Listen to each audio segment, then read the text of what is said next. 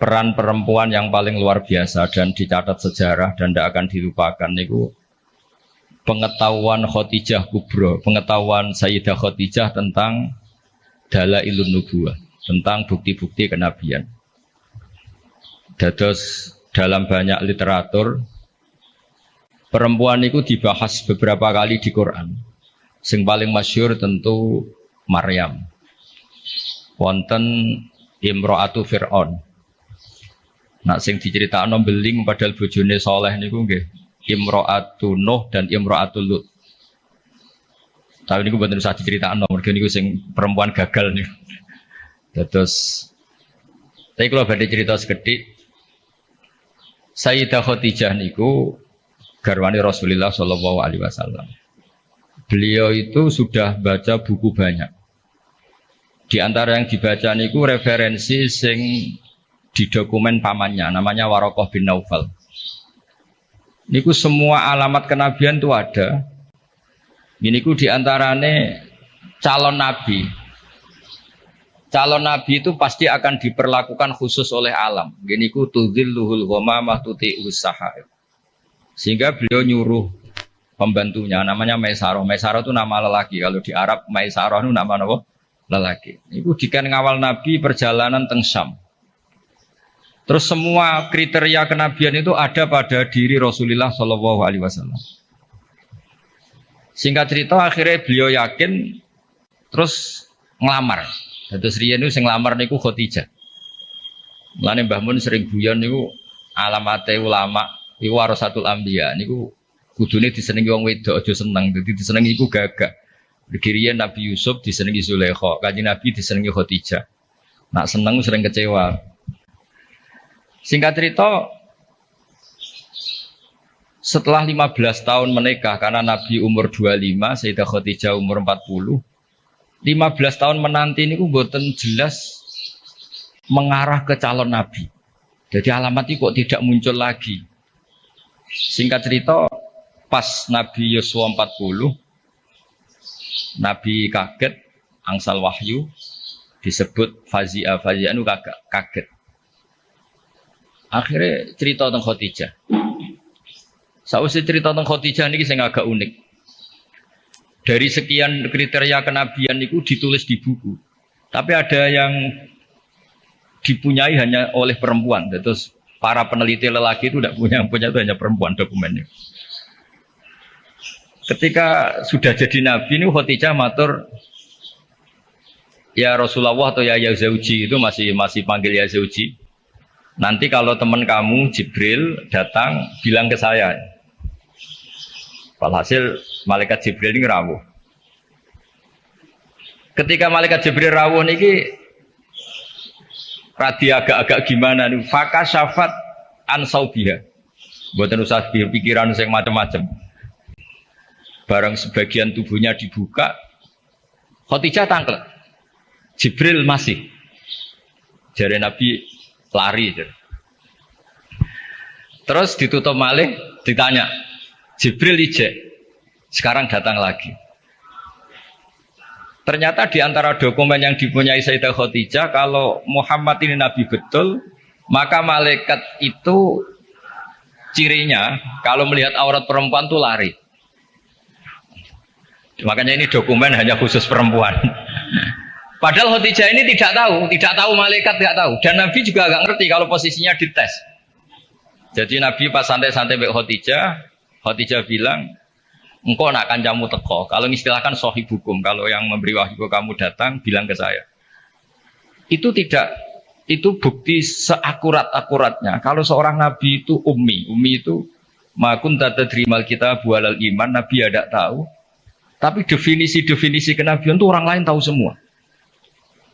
Maka kata para ulama, hampir semua ulama, andekan tareh itu menulis awaluman amana mutlakon, itu yang menang Khadijah, bukan Abu Bakar. Jadi partai perempuan yang menang. Jadi andekan cara penulisan sejarah itu siapa yang pertama iman secara mutlak, tidak melihat kelompok dan golongan, pasti yang menang itu Khadijah, seorang perempuan. Mau ini sengudang ibunya itu yang menang no partai perempuan. Dari kalau ini rada wedi. Nggih, sing jelas niki pertama dan terakhir kula nuruti Mbah kula Mbah Jamil kalah tuwa. Nek karena saake muslimat. Saya itu diundang muslimat pusat beberapa kali dereng muni yo ketoke kok ora ono sing luwih tuwa. Dadi saged bali lho. Dadi dereng kula turuti hingga detik ini ketoke ora ono sing luwih tuwa dadi. Tapi nak diundang sepuh kan saged ngancam sithik-sithik.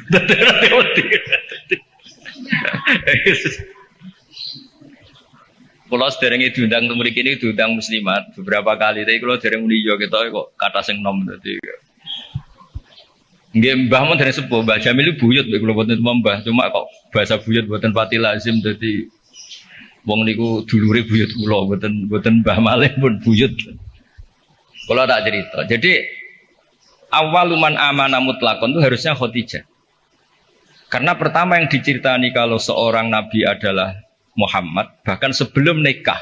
Niku piyambake nikahi Kanjeng Nabi nggih berdasar itu calon nabi karena beliau lama sekali belajar mbek Waraqah bin Naufal. Nah ini yang bunyai-bunyai juga harus tetap membaca. Karena ini temanya tafaqquh fiddin. Jadi membaca itu penting sekali. Sampai pengetahuan Khadijah itu pengetahuannya itu melampaui batas umurnya. Beliau menikahi Kanjeng Nabi berdasar referensi itu. Ketika yakin kalau Nabi adalah seorang Nabi, punya cara sendiri. Sehingga terus kata ulama, ketoke kok ora sopan wong wedok kok nomor 1. Terus ditareh itu diistilahkan awaluman amana minar rijal Abu Bakar wa minan nisa Khadijah wa minas sibyan Ali wa minal mawali Zaid bin Harisah. Niku empun bahasa yang dipoles dengan kesopanan karena ketoke wong wedok kok nomor 1 kurang etis. Terus partai minar rijal Abu Bakar, minan nisa Khadijah, minas sibyan itu Ali, minal mawali itu Zaid bin Harisah. Tapi andekan sejarah itu ditulis tanpa melihat golongan, tidak pakai kelompok lelaki, kelompok perempuan, kelompok anak-anak, pasti yang menang itu Khadijah. Jadi ini keunggulan perempuan. Tapi ada sisi lain yang mungkin ibu-ibu gak siap. Tafaqquh fiddin itu, Nabi itu istrinya banyak. Makanya benar Gus Yasin tadi, kalau tanya tugasnya bunyai apa, yang proteksi suaminya kayak gitu. Saya pernah baca di kitab Fathul Bari, kenapa Nabi itu istrinya banyak. Itu diantaranya itu karena perempuan tuh orang paling nekat menceritakan jeleknya suami.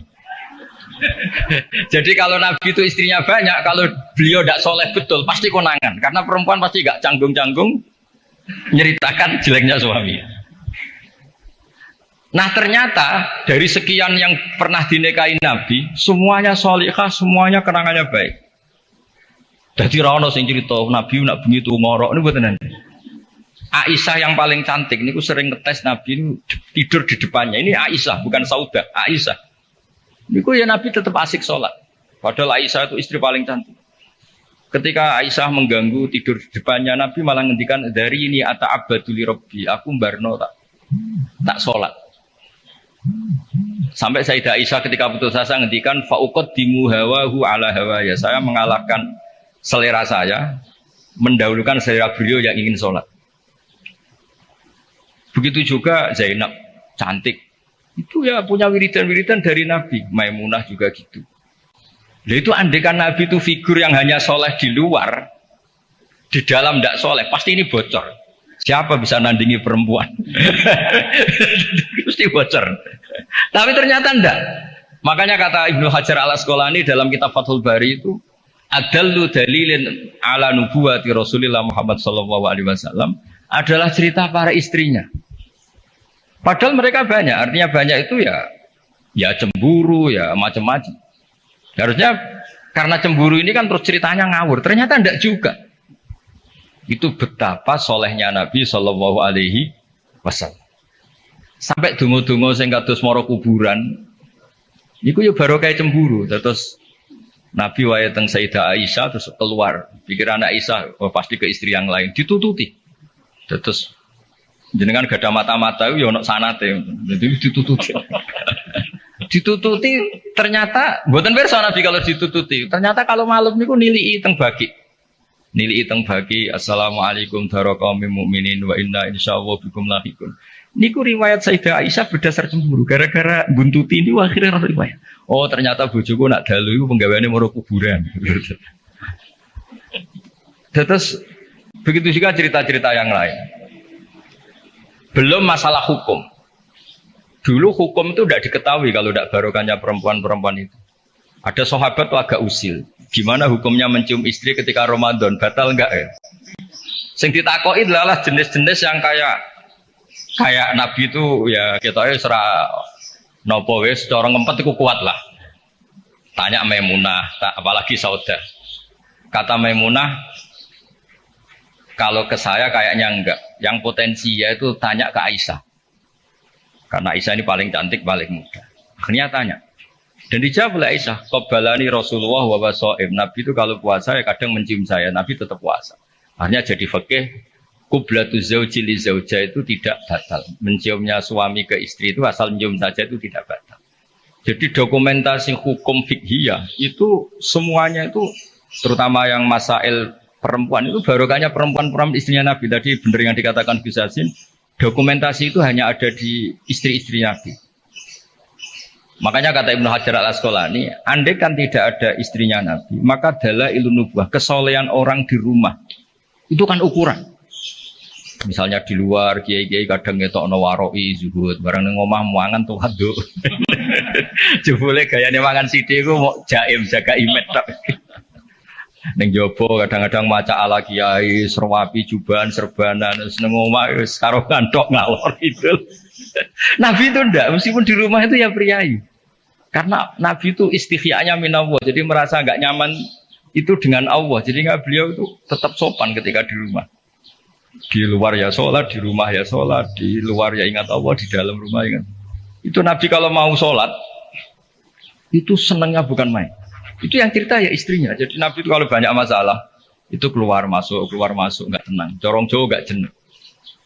Itu ketika ada adzan Nabi alhamdulillah, arifna ya Bilal. Alhamdulillah waktu sholat sudah masuk, arifna ya Bilal. Ayo cepat Bilal datang ke sini, saya ingin istirahat. Itu istrinya tahu bahwa Nabi itu hiburannya tidak dengan istri-istrinya, tapi dengan sholat. Oh istrinya sampean tetap nggak tahu kalau suaminya gitu, pasti tidak tahu karena tidak ada buktinya. Itu Nabi itu kalau belum sholat tuh keluar masuk. Tapi ketika waktu sholat terus arifna ya Bilal, ayo aku kasih istirahat Bilal. Tuh kalau kamu sholat tuh senangnya bukan main. Makanya ngedikan waqurratu aini fisol. Dan itu kesaksian seorang perempuan. Itu nggak mungkin nggak benar itu karena tadi sekali nggak benar. Digeger, corong jauh dikeranyam kira-kira gitu. Jadi ini cerita-cerita unik yang mungkin harus dikaji ya, karena ini disebut tafaqquh fiddin. Tapi perempuan juga ketika nyuwun sewu sudah tidak benar itu ya berat. Makanya ini yang kita harus hati-hati. Allah memberi contoh kepada orang-orang kafir, imra'ata Nuhi wa imra'ata Lut kanata tahta abdaini min ibadina sholihaini, tapi fakhonata huma falam yughniya anhuma minallahi syai'a wa qilat khulan nar ma'adakhilin. Itu contoh yang perempuan gagal. Tapi perempuan yang sukses padahal suaminya itu enggak benar. Ada juga contohnya wa imra'ata Fir'aun. Sehingga di Indonesia alhamdulillah barokahnya Rasulullah sallallahu alaihi wasallam. Contoh yang pertama itu hampir jarang terjadi. Yang suaminya soleh, perempuannya tidak solihah itu jarang. Tapi kalau yang lelakinya tidak soleh, perempuannya tetap solihah itu banyak. Jadi alhamdulillah itu barokahnya Rasulullah SAW. Jadi kebalik kalau di Indonesia malah suaminya nggak benar, istrinya itu benar solihah itu. Itu nggak benernya suami jenengan tuh cek sepele ini Fir'aun. Jadi di Quran tuh cerita ada orang solihah tuh istrinya Fir'aun, nggak tanggung-tanggung, tapi termasuk legenda. Jadi intinya Quran itu sangat mengapresiasi kesalehannya orang perempuan sampai ada surat Nisa, ada surat Mumtahanah yang agak ekstrim ya surat Mujadilah ini. Ada yang baca Mujadilah, ada yang baca Mujadalah. Kalau Mujadilah berarti pakai isim fa'il, kalau Mujadalah pakai masdar. Nabi itu belum pernah dikalahkan sahabat. Tapi kalau sahabat perempuan itu komplain. Nabi kan ditanya, ya Rasulullah, saya ini didihar suami saya. Ya kalau sudah didihar ya kamu haram, nggak boleh kumpul dia. Yang benar ya Rasulullah, ini hukum Allah apa hukum jenengan? Puantah terus. Sampai Sayyidah Aisyah nggak terima. Kamu harus berhenti bantah Rasulullah. Ini Rasulullah jangan kamu bantah. Selagi hukum itu belum dicabut, jenengan tak lapor na Allah. Kacau tenan. Itu Kanjeng Nabi yang dilawan. Akhirnya ya Allah nuruti. Makanya akhirnya dihar itu tidak sama dengan tolak. Mergo qad sami Allah qaulal lati tujadiluka fi zawjiha wa tashtaki ila Allah. Terus dalam sejarah itu dereng ngenten hukum dirombak kecuali mergo dimone perempuan. Terus wae cara Pak Hasyim Muzadirian ora ana ki goblok kecuali mergo disentak bojone. Terus saking tope lu dikomplain. Kanjeng Nabi, ini Rasulullah dikomplain. Tapi komplainnya saya ini sakit kula ijazahno jenengan. Terus pas dikomplain itu Nabi gak pati nurut. Terus perempuan ini pulang, namanya Khawlah binti Sa'labah. Pulang sujud, ya Allah ini ketentuan Rasulullah berdasar hukum adat. Beliau juga gak ngakui kalau itu dari hukum Allah. Memang Nabi itu ada beberapa hukum yang Nabi sendiri kalau ditanya, ada hukum fikih yang memang minallah, ini gak bisa diotak-atik. Ada hukum yang dijalankan Nabi karena yang berjalan baru demikian. Ini mah agak jelimet di usul fikih. Yang gak menekuni, saya mohon ini tidak jadi fitnah, memang seperti itu. Jadi misalnya ada hukum-hukum yang kata dalam Islam itu, kebaikan jahiliyah akan diteruskan dalam Islam dan keburukan jahiliyah akan dihentikan. Jadi kalau hukum jahiliyah itu bagus ya diteruskan. Makanya nikahul jahiliyah itu tidak ada yang dibatalkan oleh apa? Islam. Misalnya dua pasangan. Itu semua nikah kan zaman apa?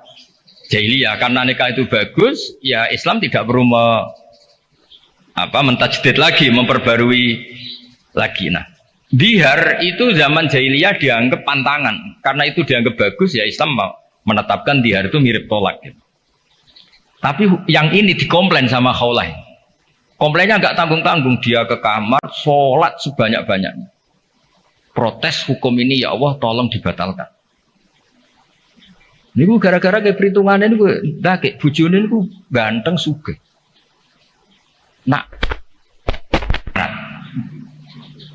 jadi soal hasil kakek perhitungan ini. Tapi gak tanggung-tanggung, maturi langsung mbek pengiran watas taki ilap. Terus wa yasma'u tahawurakuma. Jadi Nabi itu debat. Nabi betul nanti ditamu lanang debat nih. Wong itu nanti. Jadi nak ono kiai kalah mbek bojo meneh kiai Kanjeng Nabi on dilawan. Makanya itu masyhur cerita itu di surat Mujadilah atau Mujadalah. Jadi qaulal lati tujadiluka. Jadi kalau pakai isim fa'il fa huwa mujadilun berhubung muannas fa hiya mujadilatun. Masdarnya mujadalah. Ketika Umar radhiyallahu anhu jadi khalifah, ini Khawlah ini datang di tengah perjalanan yang panas dihentikan Umar. Itu diomongi kira-kira jam 11 sampai setengah 3 meh dhuwur iku entek.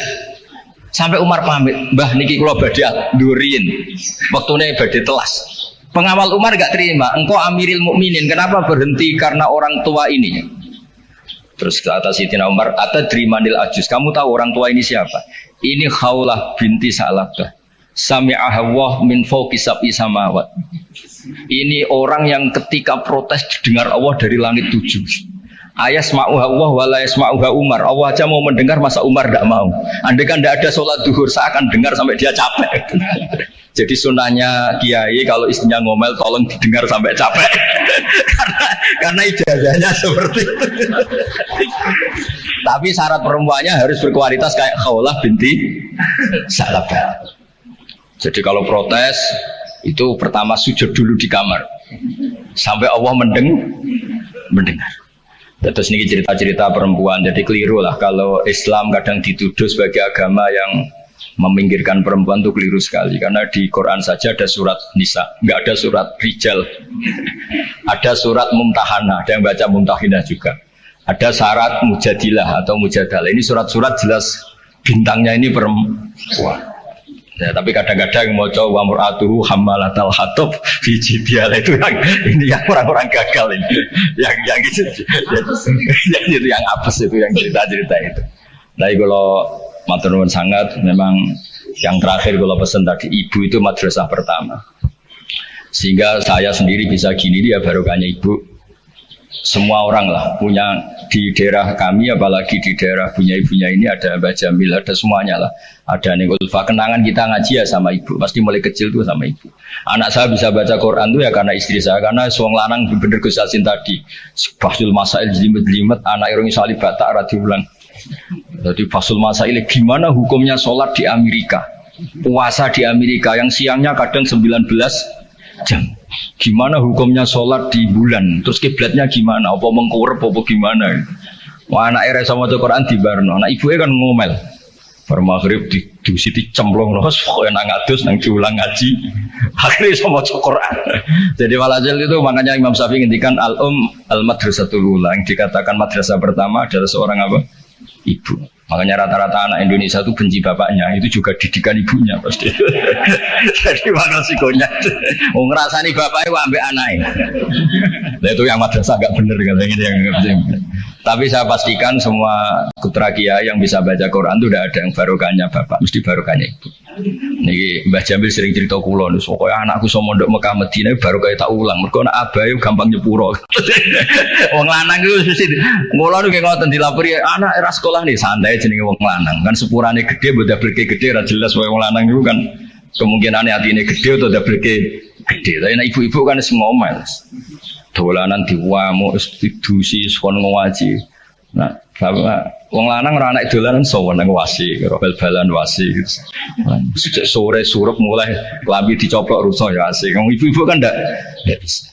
Cara cah cilik anut bapak iku goblok kabeh aku yakin. Goblok kabeh. Tapi nggih ngoten salah anut ibuke nggih cerewet kabeh lan iki semua tengah-tengah. Tapi yang jelas Quran itu fair ya. Jadi cerita Imro'atan Nuh wa Imro'atan Lut. Tapi juga cerita Imro'atu Fir'aun. Artinya perempuan itu punya sejarah diasuh orang soleh nyun sewu gagal meskipun itu jumlahnya tidak banyak.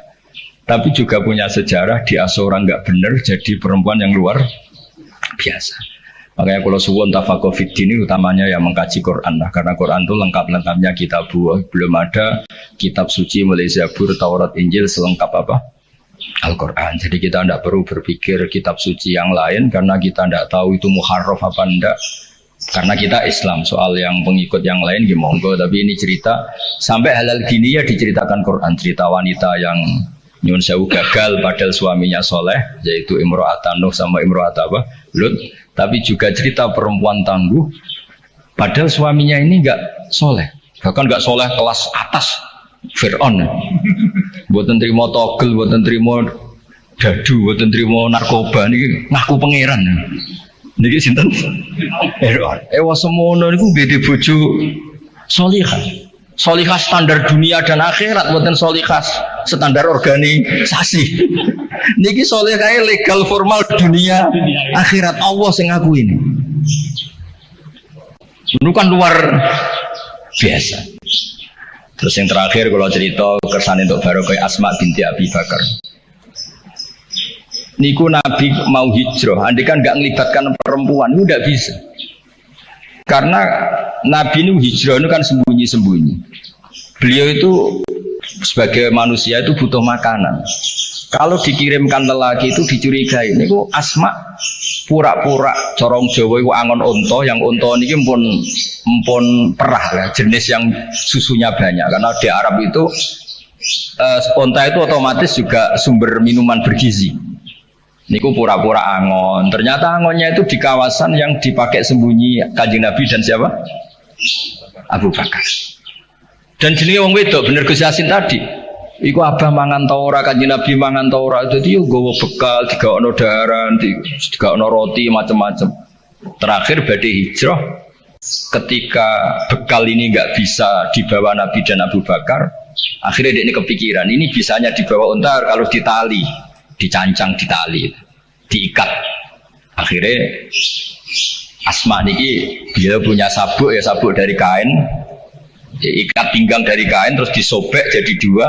Yang satu dipakai apa? Mengikat darahnya Nabi teng unta supaya nanti jadi bekal di jalan. Makanya Asma punya gelar Dzatin Nitaqon, kadang disebut Dzatin Nitaq, perempuan yang bersejarah dalam hijrahnya Rasulullah Shallallahu Alaihi Wasallam. Itu luar biasa. Jadi Nabi di gua sembunyi itu yang nganterin makanan tuh Asma, karena nggak dicurigai karena dia perempuan. Soro pikiran orang Arab, orang wedok bisa apa? Itu perempuan bisa apa? Ternyata yang ngatur makanan, ngatur perjalanan hijrah termasuk bekal ini semuanya Asma binti sinten Nabi Bakar. Jadi tafakuh fiddin, saya mohon punya-ibunya itu Pak Yainya juga cerita lah heroiknya perempuan-perempuan yang luar biasa. Cerita heroik tapi yang ikhlas, jangan cerita heroik ben sing wedok heroik terus sing lanang kongkang-kongkang rokokan. Kadang-kadang kiai ngoten, ngebunya ini sergem mulang, kiai ini biasanya menjagungan ya berkebunnya. Makanya di Indonesia banyak pondok yang pondok putrinya hidup, pondok cowoknya enggak hidup karena kiainya santai, bunyinya sing waras. Jadi ribet ya. Jadi memang wong lanang itu gitu. Kalau sing wedok tenanan, sing lanang itu sing santai. Jadi memang hidup itu tidak pernah sempurna, tapi bagus lah. Gak sempurna itu ya bagus karena jadi tawadu. Terus, walhasil kalau cerita betapa perempuan itu dihormati di Quran. Dan itu detail. Allah kalau cerita perempuan itu detail. Mulai ceritanya tadi detail sekali. Makanya kalau belajar Musnad Ahmad itu diantaranya ada cerita Nisaul Ansor. Jadi ada beberapa juz yang memang hanya cerita tentang perempuan. Mulai komplainnya, misalnya rijalul la tulhim tijarah itu komplain. Ya Rasulullah, dosanya perempuan apa? Kenapa tidak pernah didiskusikan oleh Quran? Quran itu fihi rijalu yusubuna yatatahharu terus.